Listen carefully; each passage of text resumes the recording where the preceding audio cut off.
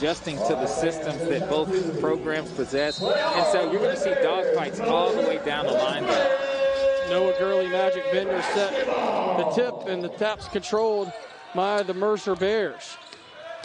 The Bears playing without Nathale Alvarez. He's missing his second straight game with an ankle injury. Furman starts off half-court man-to-man, 3-ball up off the mark, and it's going to be an early foul down low, and I believe that's going to go against Jalen Slauson, his first. You see the Mercer starting five. Who else jumps out at you there, John? It's going to be Magic Bender as well, because he is also a player that can create a high-low situation with Felipe Haase, and because he can demand the paint. Cummings throws up shot off the mark. Battle taken down by Noah Gurley. Gurley, another upperclassman. Somebody else stands out, John. How about Alex Hunter? Oh, yeah, Alex Hunter, definitely one of the defensive standouts on this team, but can knock down the 3-ball consistently and facilitate and manufacture points for his team. From a fadeaway by Noah Gurley, comes in averaging just over 14 points a game at 14.4. That's second on the team behind Mike Bothwell. Heavy man-to-man pressure. Alex Hunter guarding Robertson. Talking to Coach Ritchie, we said, hey, I think your defense this year, and he's been very, very pleased with the defensive intensity of guard. He said, Bothwell, Hunter, they're up there guarding with anybody in the league. Oh, yeah, and you have to have that. You have to have somebody that can disrupt your primary guards, make life difficult for you to get yourself in the offensive set. Shot clock at 1, and there'll be a turnover, wave off the basket, a shot clock violation, and the ball will go over to the Paladins. Something new Furman's doing this year. They're almost switching everything under 10 seconds on the shot clock, and they're forcing a turnover. You got to think about what that does to the psyche of the defense. Your first the beginning of the shot clock, you're actually combating against regular defense, and then all of a sudden it switches up. It's hard to adjust to that. Bothwell. Now 10 on the shot clock. Slauson over to Gurley. Gurley down the paint. A lot of contact, and Noah Gurley will go to the line to shoot two. As you take a look at the head coach for the Mercer Bears, Greg Gary, in his second season coming from Purdue, and he's kind of re-energized some of the culture down in Macon that they bottled up earlier under Bob Hoffman. And he's done a great job thus far establishing these offensive sets. I think Mercer has one of the better offensives in the SoCon Conference, and so he's done a great job of making sure that they establish themselves and be able to combat against most defenses in the SoCon. Picked up some transfers. They have 5 international players on the Bears roster. Gurley knocks down both free throws. Noah Gurley from the line, over 76%, and it's an early 4-0 Furman lead on all 4 scored by Noah Gurley. Preseason All-Southern Conference selection. Bender. Now Gary, you may see the name and say, that sounds familiar. Here's the nephew of head coach Greg Gary, is Jeff Gary, the redshirt junior out of Austin, Texas. Bender wants to go baseline, comes over to help off the glass and in. Nice move by Magic Bender, out 6'11", and put it on the deck. Yeah, he is a special player. He can definitely get downhill, and when he gets downhill with that weight and that size, it's really hard to stop him vertical. Trying to get it to Mounce. Some size advantage down low on Gary. Over to Hunter, open three-pointer, knocks it down. Alex Hunter. Furman didn't hit a lot of threes at Chattanooga, but he knocked down Alex Hunter. Is 3 of 4 of them on Wednesday, and Coach Ritchie was pleased with how he shot into the preseason. He's really starting to come into the offense. Absolutely, and he was one of the higher percentage shooters in the preseason, and now he's starting to come to fruition for him. 5-point early advantage for the Paladins from Greenville, and that's going to be a hand check going against Clay Mounce, his first and the team's second there. As you see, head coach Bob Ritchie in his 4th season at the helm, taking this program to new heights. Almost every year been here, tied or set a single-season wins record for the Paladins. Yeah, and I played against Furman before Coach Ritchie was there, and they were good back then. He's enhanced it to a new level. Offensive rebound, then air ball short. Hunter wanted to get out in transition. That's something Furman likes to play fast on a make or a miss, and averaging, we mentioned, near 86 points a game. Nice backdoor pass, blocked. Bothwell gets it back and then taken away by the Bears. Robertson, the sophomore out of Alpharetta, Georgia, took it right away from Bothwell on the block. Haase into the lane. turnaround, right-handed, the layup, can't get the roll, does get it in, and it's 7-4. Felipe Haase, I tell you what, he's not afraid to get down and bang down low. He had a lot of SEC experience before coming to Macon. Oh, yeah, he's a healthy balance of that physicality in the paint, but also that ability to spread the floor with his shot. Another turnover, poked away. Gary looking to go coast to coast, off the glass and in. 7-6, a one-point game, a quick 4-0 Merrill run. See both teams' defense leading to offense. Mercer has to take advantage of the opportunities to get easy baskets in the open floor because they don't have Alvarez in to facilitate for him. Double team comes. Nice find to Slauson. He's fouled, and Slauson will go to the line to 2. Early, John, you're seeing Mercer really come up, try to stop that penetration. They're time 3 Bear defenders at the free throw line. Yes, they are trying to limit paint touches, make it really, really difficult because once paint touches are allowed, good things happen for the Paladins. Slauson, 71% free throw shooter on the year, comes in averaging 9.1 points a game as that one rattles in. You'll see Marcus Foster, redshirt freshman out of Atlanta, come in for the Paladins. Clay Mounce takes the seat. Furman's averaging 3 players in double-digit scores with Bothwell, Gurley, and Mounce, and then you have Hunter and Slauson right there just under 10. So a lot of different weapons as the second free throw falls. Now get Slauson out, then Garrett Heen, the freshman out of Charlotte, North Carolina. He had a huge free throw late in the Furman win up at Chattanooga. Impact player. I tell you what, I don't think he knows that he's a freshman, the way he plays out here. Just under control. There's going to be a foul against Heen. Bender tried to put it on the hardwood. He likes numbers and analytics, and I'm pretty sure Coach Ritchie knows that stat that he's 7-0 all time against Mercer. Yeah, I'm sure he doesn't want to make sure that he doesn't want that to change. Pressure down low. Nice pass into Bender. Heen went for the steal. And it's knocked through for a 1-point Paladin lead as we check in with Aaron Summers coming out of that last time out, Aaron.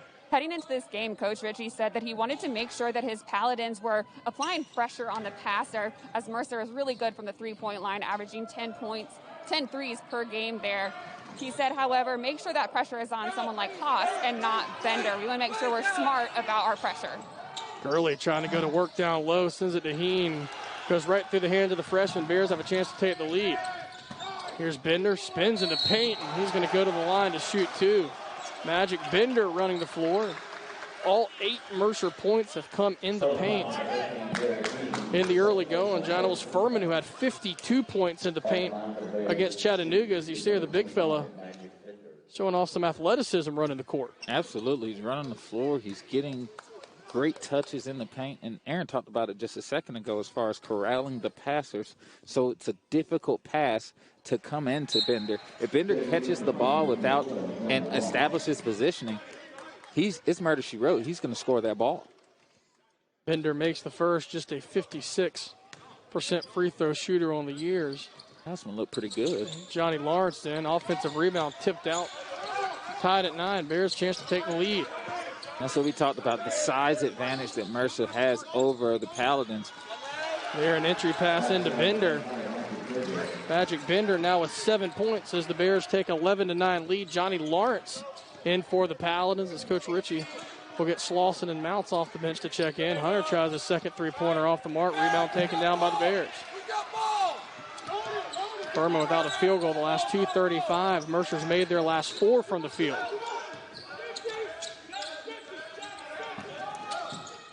Baseline, teardrop falls. 13-9, 4-point advantage. And Mercer's doing a really good job. We talked about how their offense is free-flowing. It works to their advantage out there. Quick trigger 3 off the mark. Furman now 1 of 3 from long range. Coach Gary said he wanted his team to play aggressive with intensity that he felt was lacking in that home loss in Hawkins Arena against the Wofford Terriers. And so far, attacking, trying to go downhill. Yeah, and they're doing a good job of getting into the paint, getting those touches that they want, and really making it difficult for the Paladins. Pass far side, open three-pointer, knocked through. And a timeout taken as Ross Cummings has pushed the Mercer on those points in the paint, 10. That led to that outside look. And I understand what Coach Ritchie's trying to do there. He's trying to save Slauson as much as he can so that he can be out there on the floor and not have to keep him on the bench with foul trouble. Bothwell sends it over to Hunter. Back to Bothwell, quick trigger three. Big shot there, Mike Bothwell stops the run. And down to a 4-point game, and the ball movement leading to the open look. That was great movement. Ball went from one side of the floor to the other, made Mercer have to use it and play defense. In and out, ball tipped around. Hunter with it. Furman looking to go quick. Hunter into the front court. Coast to coast, can't get the layup to go. Back and forth we go, high energy game. There's Mounce battling. That's going to be a whistle going against the Bears. That's what we talked about with Clay Mounce, his ability to defend 1 through 5, getting deflections like that and building opportunities for his team. Leon Ayers getting called for his first personal, 3rd team foul. And John, don't blink or look the other way. You're going to miss some action. Oh, yeah. I will not. Heavy half-court man-to-man pressure. Mounce, nice spin move, right-handed layup, can't get it to go, and taken away by Gary. Rebounds now 6-4 in favor of Mercer. They had 5 black jerseys going to the glass. Magic Bender and Haas do a really good job of altering shots just by playing vertical. Just change Clay Mounce's jumper or layup just a little bit, which gave him the advantage. And Bothwell came over to help, saved it over the baseline. Hunter quickly into the front court, now will slow things down. You see Furman adjusting and bringing help when they try to get it down low to Hasse or Bender. Slauson forces it up off the back of the rim, no good. And that's Bender playing vertical again. Because he's 6'10" out here in that kind of frame and those arms, he is going to be very, very tough to score over. Another turnover. Hunter up to Slauson. Now Gurley reverse layup off the glass. And that all started with Alex Hunter getting his hand in the deflection. Coach Richard said, depending on the team, he likes to see close to 30 deflections a game. Said Matt Rafferty last year was good just for 7 or 8 automatically. Want to at least to see this team in the mid-20s causing havoc, as that's usually what leads to wins. Yeah, and the thing about deflections is they happen when you play early and often defense. If you're in the right place early, you have a good chance to touch the ball. Baseline jumper for Bender off the mark. Noah Gurley with the rebound. Furman with a chance to tie it. Sends it up to Slauson. Battles through contact. And just like that, a 7-0 Furman run has things knotted up at 16 apiece. Slauson, great catch. Looked like a wide receiver right there. It is still football season. Semifinals last night. It is. It's some good football. A couple of upsets, too. Here's Cummings. It's 1 of 4. Bender down low, runs in. It's going to be a blocking foul on Alex Hunter. We're going to see, was he inside the restricted arc or was it just a block? Was it set? And obviously understanding the importance of protecting Timmons is a part of that. A little more on Timmons Arena. Let's check in with Aaron.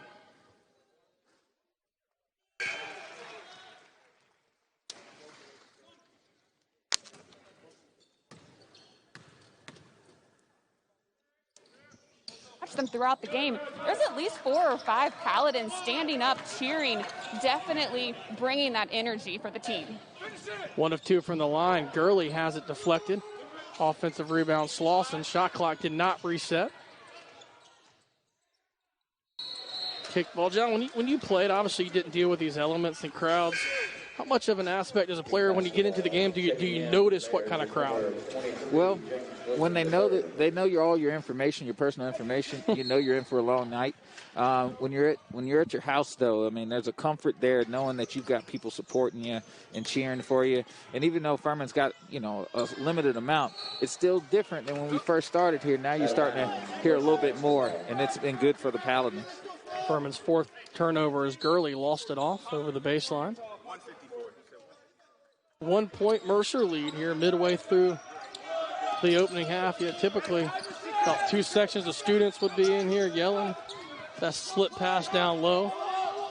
Turnaround blocked by Slauson. Coach Ritchie said he was watching some tape preparing for this game and saw the students as Bothwell looks to go coast to coast and said, man, he really does miss it as Clay Mounce 3 is on the money. Give the assist down low and Furman retakes the lead, but you've almost come a little bit of immune to no crowd. He said, man, watching our environment last year, he got excited just looking at the film. Yeah, I mean, you got to be sad about that, knowing how you had this place rocking just a year ago, and to make this adjustment just to get basketball back in action. It's a blessing, but at the same time, it gives you hope and hoping and figuring out that it could happen next year or this year. Hasse with his 2nd bucket down low. Mercer points in the paint, outscoring Furman 12-6.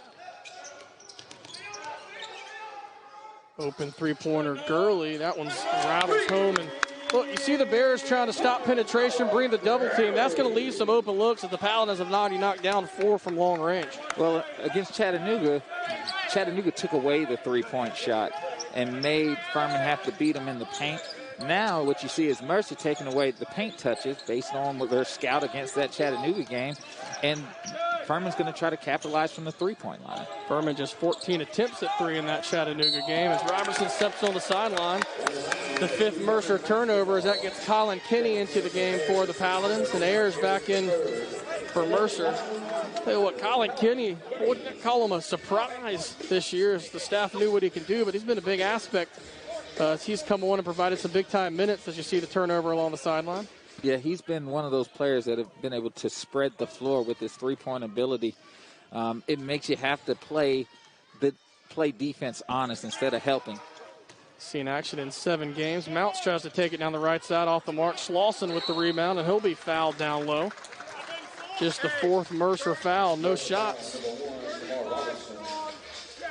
The 2nd Furman offensive rebound. Take another look. And yeah, Furman's going to have to get more of those types of opportunities. And you see that because Bender is not in the game. He is a person that can limit you to one and done regarding rebounds. Paladins outscored Chattanooga 14-2 in second chance points in Wednesday afternoon's win. Bothwell, 12 on the shot clock, splits the defense, tries to find a cutter, goes all the way over to Mounce. Mounce down low, floater up and in. Clay Mounce now with 5 points. Paladins balance scoring. Great defense from Bothwell there. Turn over to Kinney to Mounce, lays it in, and the Paladins take a 26-19 lead. Timeout, Mercer. It's a luxury to know you have some juniors and some underclassmen that are right there to take on that culture with you. Yeah, you got just the carry on of the torch there. Hasse hands off to Gary. Gary finds a cutting Hasse, lays it over the front of the rim. He now has 6. So we talk about Hasse's just ability to play inside and out. Special. Both teams, defensive intensity and physicality. Here's Bothwell. Cut off, nowhere to go. Mount step back, thought about a 3. Now 10 on the shot clock. Lawson thought about popping it, spins in the lane, a little bit out of control and just throws it away. Jalen Slauson with the turnover. Mercer wanting to go quick. Ayers gets cut off. Baseline drive, wide open, layup miss, offensive rebound laid back and up and in by Ayers. There's the easy putback. And after the timeout, a quick 4-0 Mercer run. That was a situation where you'd never give up on the play. Furman thought that the layup was already made and people were already starting to get back. It gave you the ability for Mercer to get another opportunity at a layup. Rebounds 9 apiece. Bothwell looks to go baseline. Forces it up over the rim and in. Mike Bothwell now with 5. Leads back at 5, 28-23. How about both these teams when they went down 7? Coaches called a timeout. Both responded. Sign of a good coach and good staff. Deflected. Mounce tips it in. Kinney tries to save it. Will take us to their under 8 media timeout. Back and forth. Ball out of the paint for Furman. They wanted to have a fast start, and they have done that thus far. Play defense, disciplined, without fouling, and, those are good things that are going to help them transition to wins. And so it's going to be who executes those keys the best. Another offensive rebound put back in by Glisson. His first bucket. Back to a 3-point game. Mercer just 1 of 4 from downtown. Furman 4 of 6. And Mercer has the ability to spread the floor with that shot, but I think Furman's doing a good job of corralling the perimeter, making it very difficult for you to get into your offensive sets, but it's also opening up paint opportunities. 8 to shoot. Kinney. Gurley. 5 to shoot. Now 3. Heen, 2. Loses the basketball. 1's just going to have to throw it up. And I'm going to say he did not get it off. There'll be a shot clock violation. The 6th Paladin turnover as Alex Hunter will check back in for the Paladins. And those are one of those situations where Furman kept the ball on one side of the floor, didn't really swing it and make the defense actually have to play defense. Mercer 9 points off those 6 Furman turnovers. The Paladins with 8 points off the Bears' 6. Cummings just 1 of 5, John, so far from the floor for those 3 points. Furman doing a nice job keeping the leading score for the Bears quiet. Gibson battling against Heen, right-handed hook, gets the friendly roll, and it's a 1-point game. Back-to-back buckets by Glisson. Glisson did a great job of just using his body, putting his shoulder into Heen's chest, and going for the finish. Early corner 3 off the mark, a little bit too strong. Run out rebound taken down by Mercer. Jackson Greco is trying to run with it. It'll be a whistle and a foul going against Alex Hunter. His second, team 6, no shots left. The next shot will be a 1-and-1. And you wonder if they'll keep Hunter in. It looks like Mike Bothwell's coming to get him because, Alex stays. That's good. That's good. Well, there it switches out. Yep, okay. So who, me? You got me? No, 2 fouls on Alex Hunter. He's 2 along with Garrett Heen for the Paladins. Yeah, Mercer just has Robertson with 2. Foster with the turnover. Furman with the break. Leaves it off to Heen. Lays it up. And I'll tell you what, Foster made that look easy. That's a lot harder than it looks full speed for the easy layup. Yeah, and then also attracting that help defender and then dishing it off to Heen for an easy layup. It is difficult to do. 3-point Furman lead here, approaching the 5-minute mark. The opening half, another deflection. Foster again battles with it, gets it, and then throws it away. Furman had numbers, try to go a bit too quick. Down low, Gurley, nice job defending without fouling, out of bounds. It'll be Furman basketball. How about Noah Gurley avoiding picking up a personal foul going straight up? Yeah, playing vertical, and that's what Coach Ritchie talked about his team needs to do better at, is playing vertical at the basket and making it very, very difficult for the offense to make a low percentage shot. Furman shooting 55%, so is the Bears. Paladins made 4 of their last 5. Bothwell cut off, out to Gurley. Gurley spin, fade away. How about that? Big time move, Noah Gurley. He's now in double digits with 11, the only one for either team in double digits here in the early going. Gurley, I mean, he's just scratching the surface of his potential. There's certain times where I see him do something and it's just so natural. I'm just thinking to myself, league.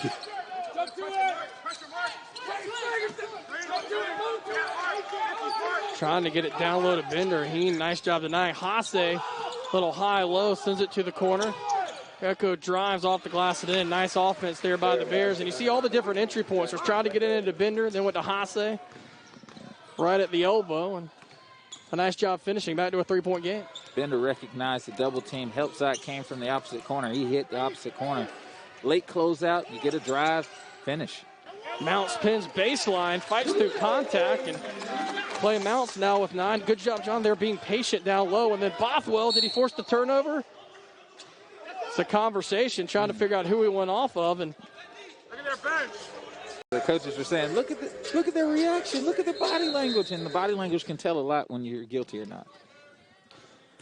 Paladins with the chance to tie their largest lead at 7. Bothwell goes, kicks it out to Heen. Heen steps inside, has it partially blocked by Magic Bender, just waiting there. Yeah, Heen went in there without a plan. Quick 3 trigger for Gary, knocked it down. Quick response as Gary's second bucket. He now has 5, and it's a 2-point game at 34-32. All started on the defensive end with Bender blocking the freshman Heen. Mounce looking to respond, front of the rim, and here come Cummings and the Bears, a chance to tie or take the lead here. 3 to go in the opening half. Gary's done a really good job of facilitating and just hunting the right shots. Cummings looking to drive on Heen, runs into the paint, loses it. Elbow jumper Haase well off the mark. Marcus Foster with the rebound. Both teams still north of 50% from the field. Heen. Skip pass over to Gurley. Thought about a 3. Now will take it. Hand in his face. And how about that? Knocks it down. Gurley has 14 right in front of the Mercer bench. And hesitation almost made it harder. Shot it in rhythm and a 5-point lead. Oh, yeah, great shot from Gurley, and that's what we talked about before. He's got some attributes to his game that make him a different player in the SoCon. Gurley with 14 points. His season high is 20. His career high is 29. Trying to get it to Bender on the block. Go high-low. Hasse again down to Bender, who slams it home. And another time, the initial entry pass not there. They go to the elbow and able to get a dunk. And that's Hasse just finding the right moment, the right angle. That high-low is going to be there for him, and they're bringing Gurley out, making it really difficult to protect the basket and having a one-on-one situation with Heen. Mounce. Mismatch down low. Gurley. Double team thought about coming. Turnaround jumper off the mark for Noah Gurley. There's a chance to tie the basketball game. Furman 14 field goals, 9 assists. The Bears 15 makes on 8 assists. Hasse out of control, a whistle. And he walked with the basketball as Jalen Slauson and Alex Hunter back in for Furman.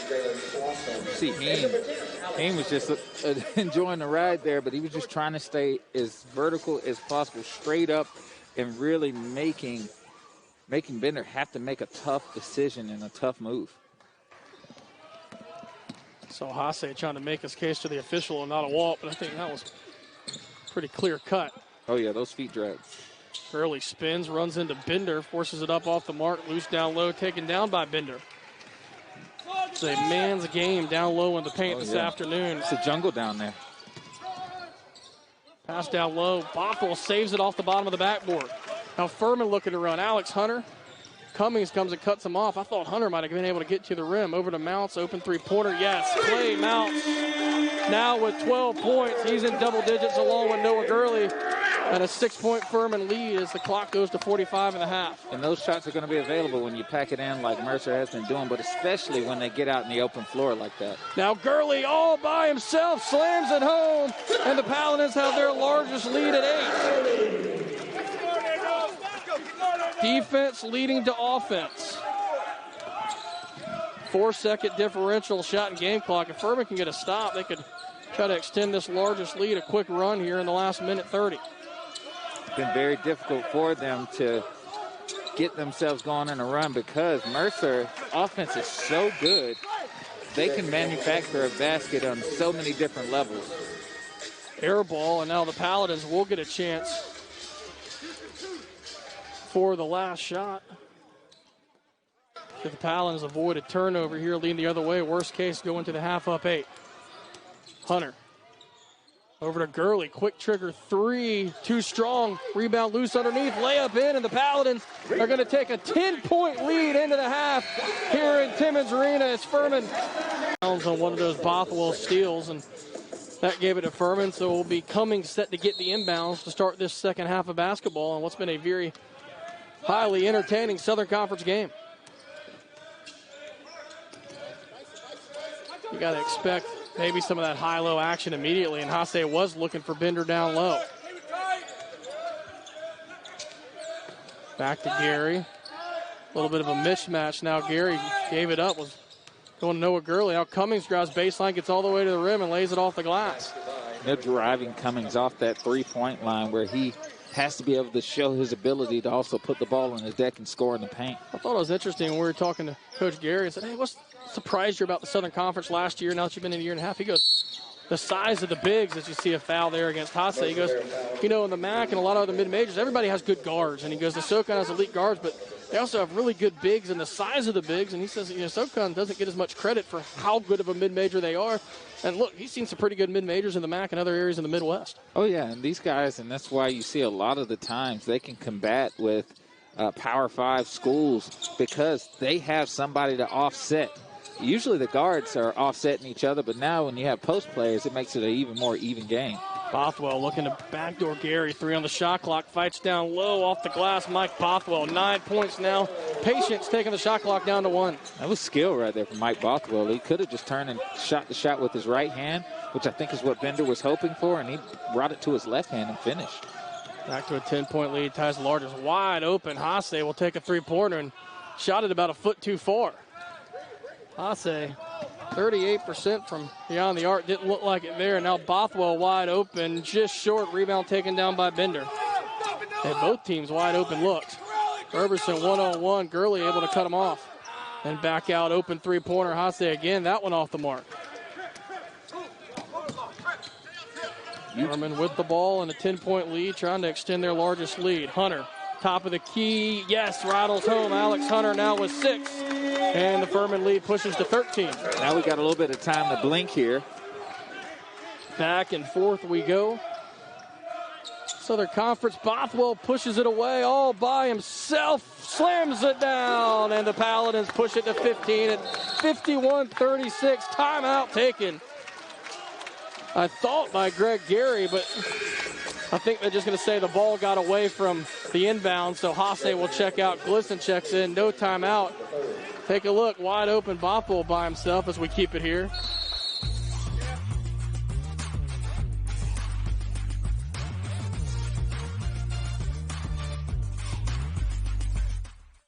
Tell you what, John, no, looked like the timeout. Felt like it. Gary, top of the key, over to Glisson. Three-pointer on the way, knocked down. How about that? Right off the bench, checks in for Hasse and drills one to cut the lead back to 12. Big shot. And it's actually clever, the matchup changes that Mercer is making to make sure that they don't just have, and Haas is a great player, but Glisson brings a little bit more athleticism to the table, and being able to guard and being able to handle and hold off the quicker post players that are guarding him. Slauson down low, double team, make it triple team come, kicks it out to Gurley, 5 on the shot clock, over to Hunter for 3, in front of the rim, no. Rebound taken down by Bender. Glisson was just 2 makes on 3 before the year before he knocked that one down. There's going to be a whistle out of bounds. 14th turnover for the Bears, back over to Furman. Furman did a great job of loading in that open floor situation where Alex Hunter came over to the help, really made it difficult for you to get anything going offensively. Furman's largest lead has been 15. The Bears' largest lead has been 7. That was 14-minute mark of the opening half.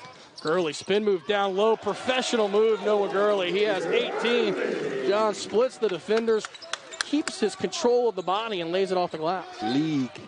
He does a lot of stuff that can definitely transition into that next level.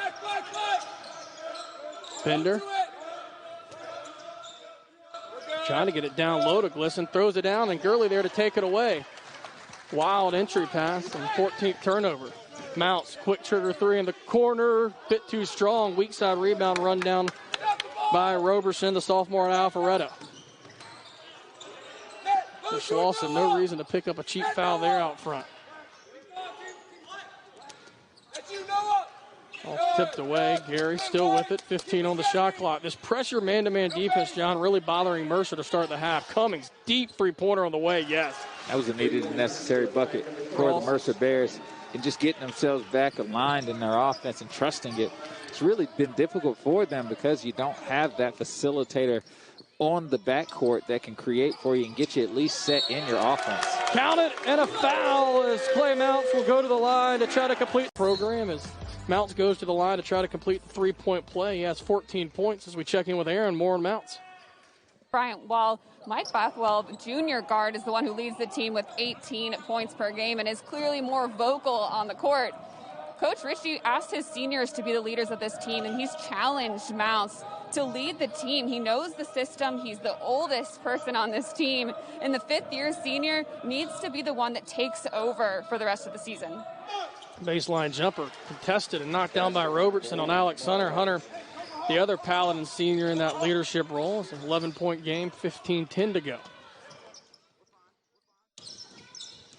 Both teams still at 56% from the floor. Early trying to get it down low to Slauson. He corrals it. Right-handed, can't get the layup to fall, and then he's going to get whistled battling for the rebound. Just the second on Slauson and the first team foul of the second half. That was great offense for the Paladins. It's the shot that you want. Slauson just kind of dinged it a little bit. And usually you get a frustration foul after a situation like that.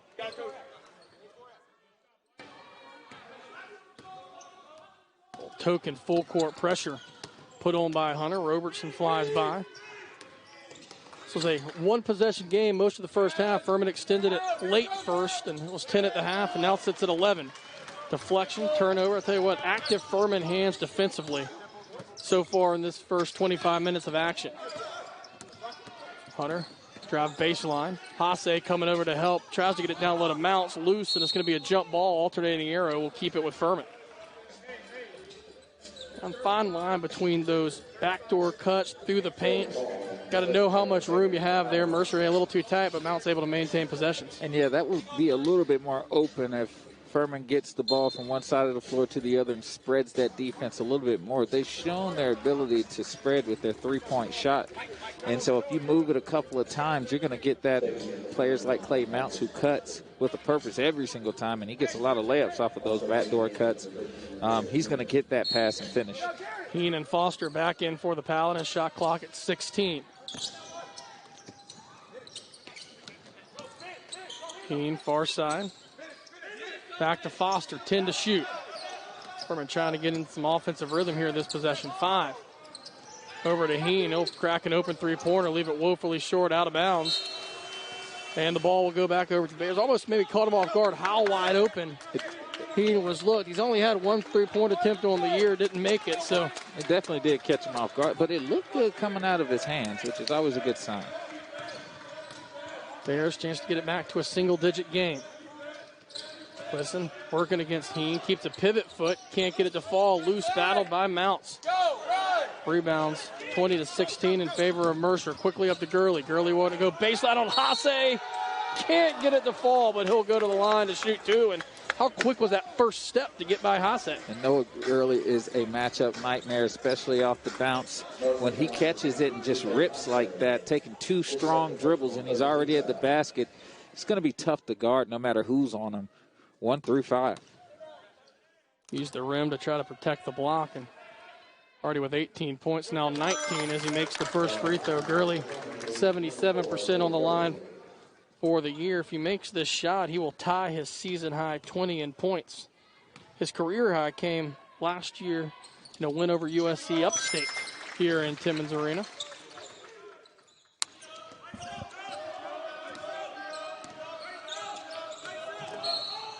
Be a whistle in the backcourt. That's going to go against Alex Hunter. His third personal now with 13:41 to go, and Coach Ritchie leave him in with 3. And I'll tell you what, that's trusting your senior, your veteran point guard there. He just looks at him and says, you're fine, you got 3.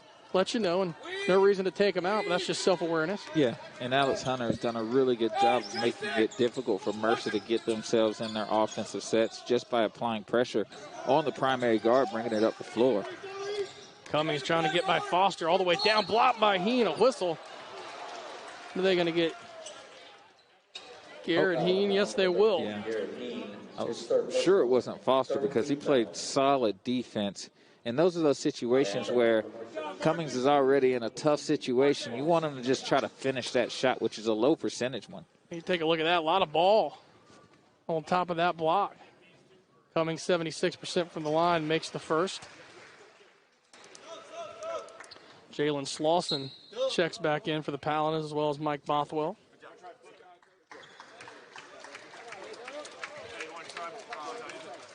That's the scary thing about this team. I mean, Mike Bothwell wasn't even in the game, and he's been such an impactful player in this first half. Cummings makes them both. You've seen a little token full court pressure. No real press put on by either squad yet. Well, they do that to try to take some time off the clock and really make it difficult for you to get in the offense. When you play offense with the shot clock down a little bit lower, you usually play with nerves. Bothwell trying to back down Roberson. Double team comes with Hasse. 8 to shoot, sends it over to Marcus Foster. Foster spins, gets down low, gets the roll. Aggressive take by the redshirt freshman. His first bucket, and the lead's back to 13. Marcus Foster has just a great basketball body, which was able to use his shoulders to ward off that defender and finish strong. Listen, who came off the bench early in the second half, hit a big 3. Ball deflected down low. Mounce got a hand on it to Foster. Bothwell into the front court. Over to Mounce. Quick trigger 3. Yes! Bothwell with the assist, and the Paladins have their largest lead at 62-46. And that was led to the deflection from Furman. Clay Mounce made sure he got his hand on the ball, created an easy opportunity for his team. Only 250 people allowed in, but most 62-46, large part thanks to Noah Gurley. Not just 20 points, John, but efficient how he's doing it, 7-12 for the field.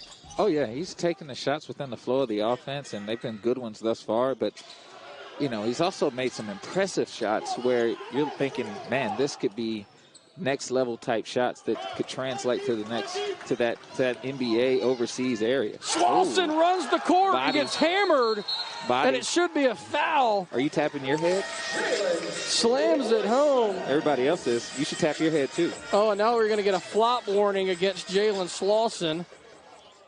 They're going to say it was no foul. Count the slam. As you take another look, great pass. Slauson catches it. Hasse was coming in. They see the dunk, and look, I think that's a good call there by Billy Dunlap. Great finish by Slauson. Might have been a little contact in the back, but bang, bang play as Furman pushes the lead to 64-46. Gary, quick trigger three on the way. Count it. Big shot there by Jeff Gary. Back to 15. Cummings had two looks at it, and then Gary gets one on the next possession. Just the fourth from downtown for Mercer. And Furman's done a really good job of limiting just three-point visibility. You can't even see the goal when you're out there. Make it fifth from downtown as Bothwell's fadeaway doesn't fall. 64-49. Still get the sense this game's not by any sense put away for the Paladins the way this Mercer team can score. Nice pass down low, missed a wide open dunk. Then pass up, had an open Marcus Foster, deflected turnover. Here's Ayers battling, slotted away by Slauson. Tell you what, Greg Gary wanted a goaltending. He's animated on the sideline, didn't get a call. Over to Mounce in the corner, thought about a three, and he's fouled by Cummings. Take a break, partner. Back and forth. Up always good ones, and we have four more Wednesday. Foster down low, sends it to Slauson, and then went right through the hands of Noah Gurley. Would have had an open look.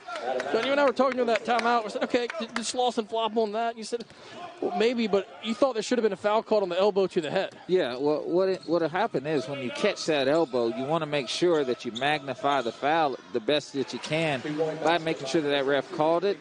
He didn't call it, but at the same time, ref's like, hey, let me ref. You play basketball. I get both sides there, but I definitely thought there was some contact there. Early three-pointer off the mark. Rebound taken down by Ayers. A quick Mercer run has an 18-point Furman lead down to 13. And now Bender down low working against Gurley. Doesn't fall, but Noah Gurley called for his first personal. Will be two at the line for Mercer. Furman foul number 4, Noah Gurley. There you see battling down low. Gurley dropped the hand a little bit there.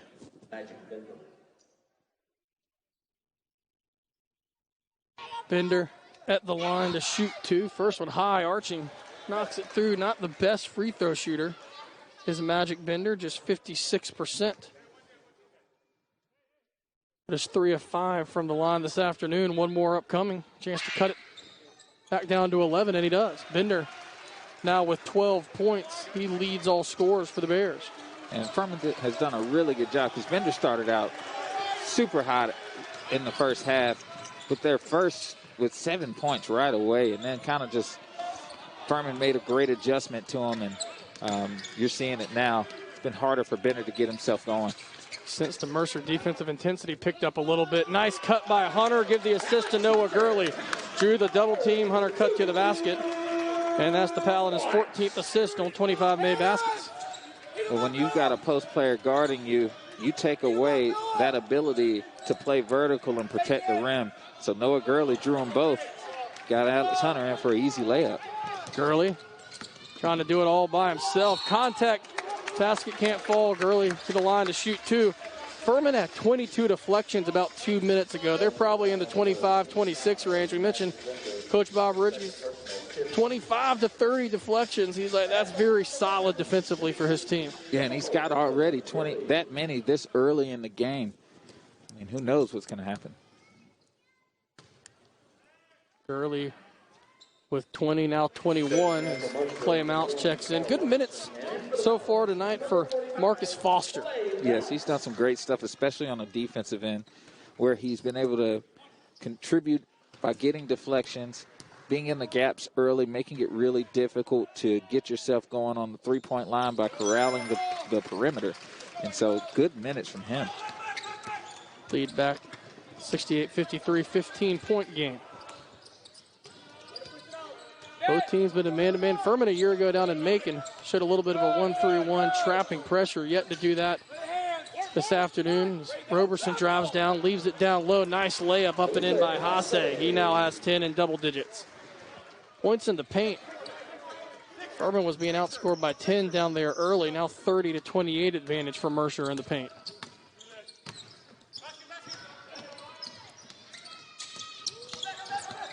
See, someone's open when Hasse hedges. Furman tried to get it to Slauson. Now you got a mismatch down low. Slauson working against Gary. Back out to Mounce. Off the back rim. Rebound taken down by Cummings. Mounce had a good look. Couldn't knock it down. That was good offense from the Paladins there. Just Noah Gurley drawing two. Mounce coming in and filling it. Trying to hit that shot. Gary thought about the quick trigger three. Bender down low to Hasse. Hasse working against Mounce. Mounce blocks it. Defense without fouling. Clay Mounce straight vertical. And that's what we talked about with Clay Mounce being able to guard 1 through 5. He can because of his athletic ability and strength. Now Slauson wanting to work against Cummings. Hard pass back to Mounce. And tell you what, nice thought, but a little bit too hard. And Checking in for the foul. what the execution, Mounce is saying that's my fault. That was a hard pass right on the money. It definitely was. It touched his hands, and that's usually what you say in football. If it touches your hands, it's a catchable ball. And Mounce knows he wish he could get that one back.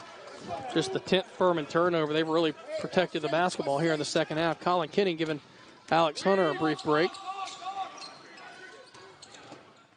think that's Coach Ritchie just trying to extend that under 8 timeout break upcoming for Hunter as they're going to get a hand check against Slauson up top. Just the 5th foul. No shots, but it will get us 18. Now a 13-point lead as we check in with Aaron.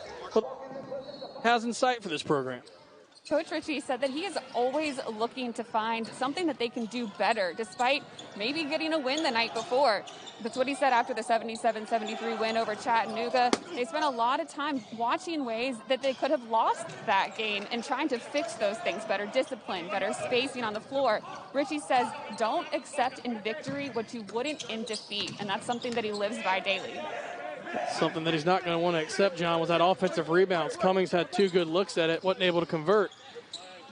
That's also one of the things he had talked about, improving on interior defense, playing defense without fouling and rebounding the ball. They didn't do too well on any of those.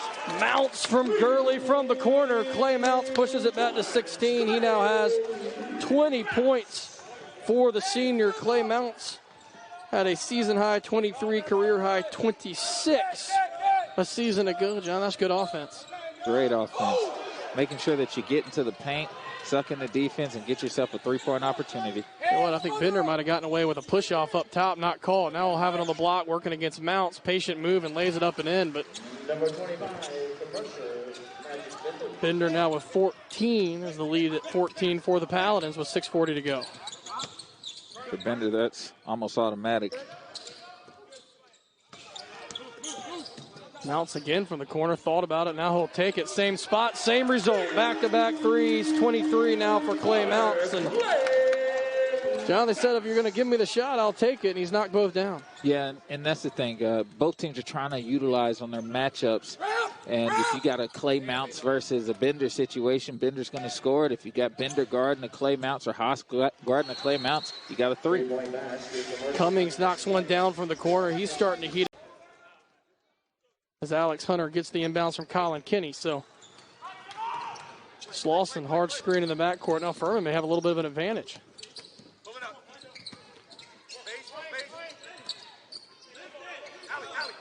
John, what's the balance between patient offense versus just running your normal sets? 14-point lead, 5:50 to go. When you got Clay Mounce doing that, you're just running your normal looks, trying to get easy looks at the basket. Yeah, obviously you don't want Mercer to speed you up out of your set. And they'll try to get a low percentage shot out of you just having, a situation of numbers.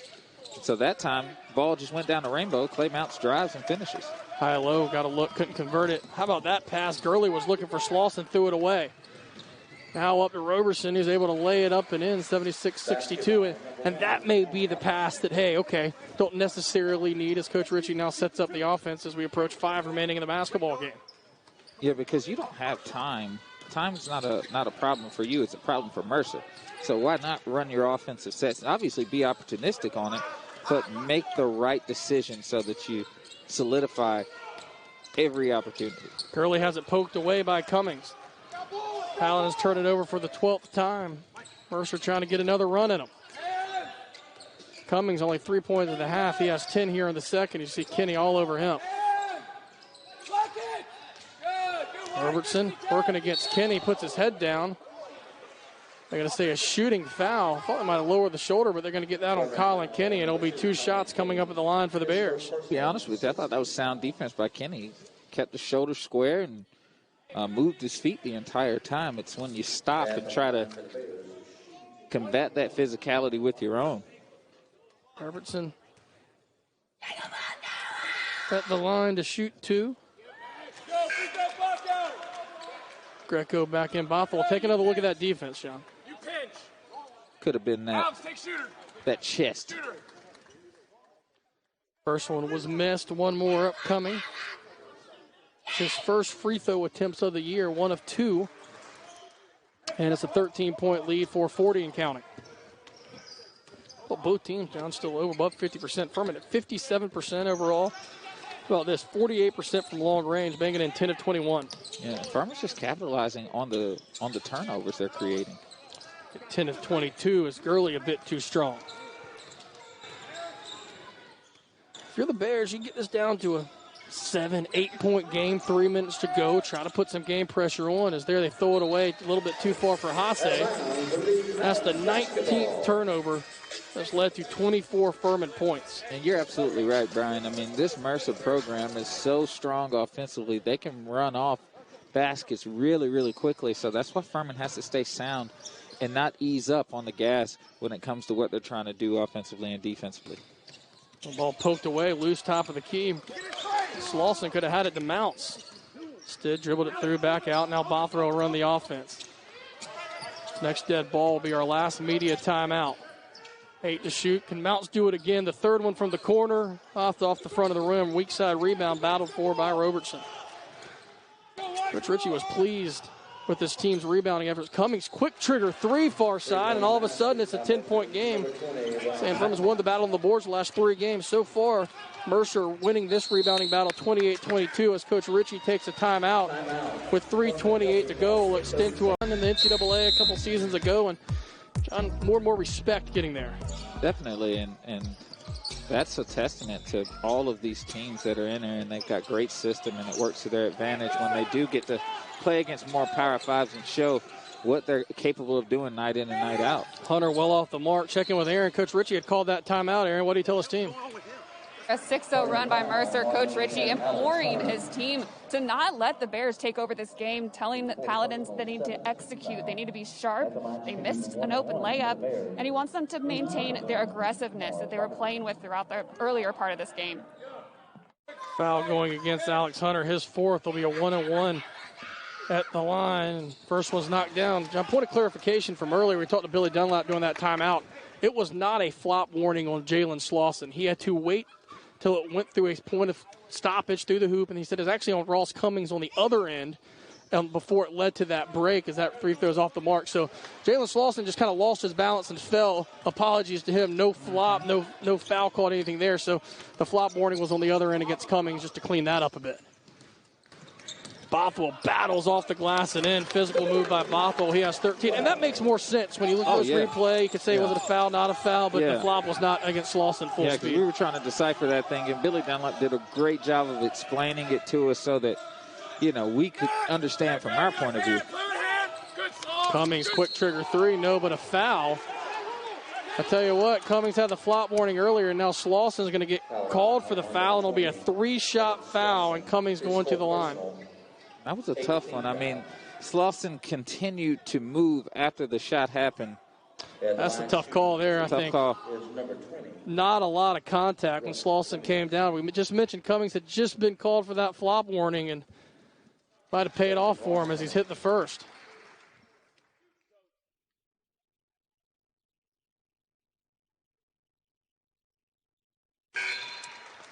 One more upcoming. A chance to make it an 8-point game. 2:40 to go. John Mercer just with 5 team fouls. So one more to give before Furman's in the 1-1.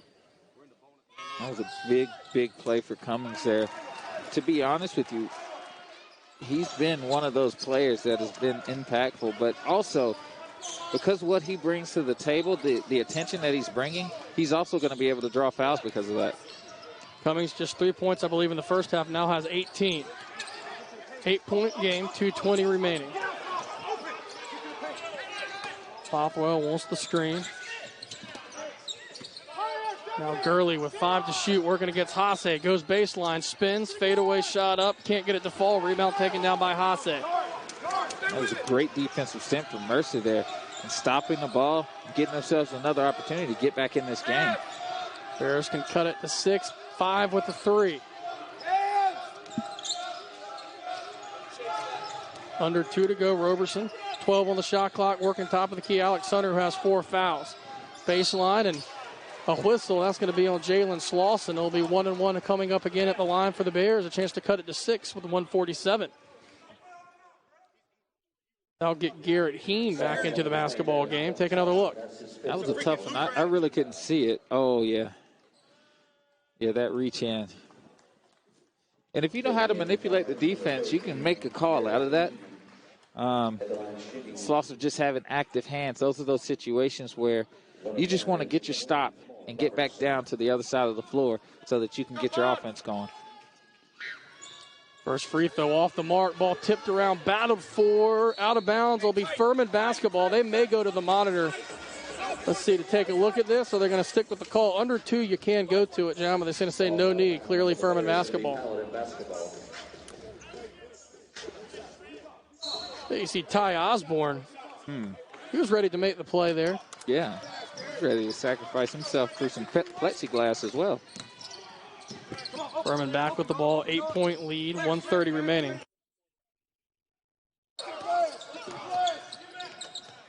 Trying to go down low to Gurley. He has 22 points above his season high. Here Hunter cut off by Hasse.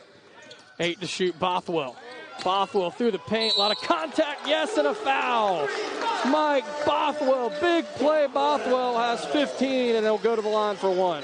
You need something to happen. That's the guy you go to make it happen. Take another look. How about finishing through contact? Great finish. Shrug your shoulders, young fella.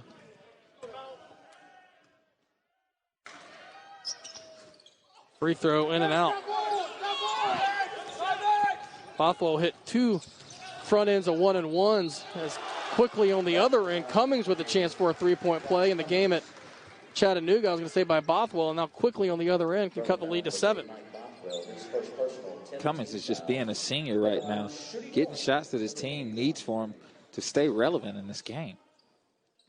See how quickly Cummings can get going. And I feel like the last 4 or 5 minutes, keeping the Bears hanging around as he now has 22, 80-73 game. Is a little token full court pressure. Johnny, you surprised Mercer's not putting more pressure on the ball in the backcourt? I am. You only got 1:05. You know, these are those situations where you try to manufacture a turnover. Looks like they did it, so it's a good strategy, I guess. It was blocked, and it was early in the shot clock and cut it to a 4-point game. Here's Gary, top of the key, gets it down low to Glisson, slams it home, 80-75, and it's a 5-point game with 50 seconds remaining. Back in your possession again, make this thing into a 1-possession game. Bothwell gets it in, double team comes, back to Hunter. Double team comes again, then Bothwell. Tell you what, Furman may have to try to use a timeout, and they get it. One of their last 2. That's 2 good. Got Glisson guarding the inbound. Mounce will lob it into Gurley. And then an immediate foul by Gary. Just his second personal. Will go to the other end. And Gurley, a 77% free throw shooter at the line, to shoot a 1-and-1. Shooting 1-and-1. Number 4, Noah Gurley. These are big free throws right now. First one smooth and in. Marcus Foster will check in. Furman And Bothwell hit 4 straight in 1-and-1 situations at Chattanooga. Gurley the front end of a 1-and-1 here with 40.9 remaining. That's smart. Mercer's going small and really try to see if they can get themselves going on the perimeter. 1 of 2 at the line, 6-point game. Furman is going to be switching everything up top. Tries to get it down low to Glisson. Gets it, lays it in, 81-77. 30.9 remaining. Bothwell gets it into Mounce. Double team comes and a foul. We'll go back to the other end. It'll be Clay Mounce shooting a 1-and-1 in a 4-point game with 29.2 remaining. Smart move by Mercer not to go for the 3. That's the second time Furman's kind of extended the defense. They've got it into Glisson down low, who's laid it in. He now has 11. Well, that's the impact that Cummins brings to the game. Everybody was so worried about him and his 3-point shooting ability that they forgot about Glisson down there. Hit him in for an easy layup. Mounce makes the first. Of course, when Furman called that timeout in the backcourt, too, that gave you a fresh 10 seconds to get across half court. So just because it was 23 on the shot clock, it gave you a fresh 10, and that's obviously why Mercer fouled Gurley as Mounce big free throws makes them both. He now has a career high 27 points for the fifth-year senior. 6-point game, shot clock turned off. 18 fouls for Mercer. Will be one more 1-and-1 if it comes to it. Bears taking a lot of time here. They got to get a look at the basket. Yeah, Roberson. You want to get that shot up as quickly as possible so that you can get another opportunity to get another one up. They've taken 20 seconds. Now Hasse is just going to throw up a 3, and he's fouled. I was about to say great defense by the Paladins, but Hasse, who knows how to manipulate defenders, did what he had to do. Took about 22 seconds to get a shot out.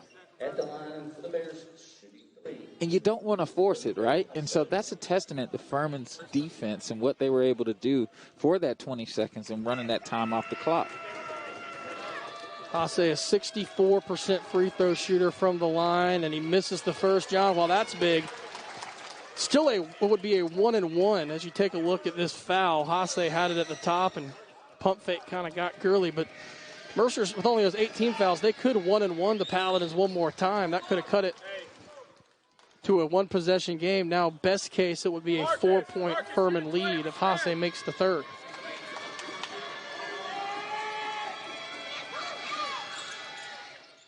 In and out, offensive rebound, back up and in with 7.1 remaining. A 3-point game with 7 seconds. I feel like Furman fell asleep there. Can't do that. And then Bothwell is going to be grabbed on the inbounds, but still just a 1-and-1. So if Bothwell's not able to make the front end, the Bears will have a look at it. John, you made a good point there on the offensive rebound. Yeah, it was no sense of urgency there to really just, to a man, box your man out. And it was almost like the expectation was the ball to go in. And those are those situations where Coach Bob Ritchie wants his guys to keep their foot on the gas. Bothwell, 15 points. Bears going to have a chance to tie it. Front end of the 1-on-1 off. Hasse into the front court. 3 seconds. 2. Wild three-pointer up. No good. Buzzer sounds, and the Paladins escape. The Bears 83-80. Mercer fought to the finish. They were down 18. Battle.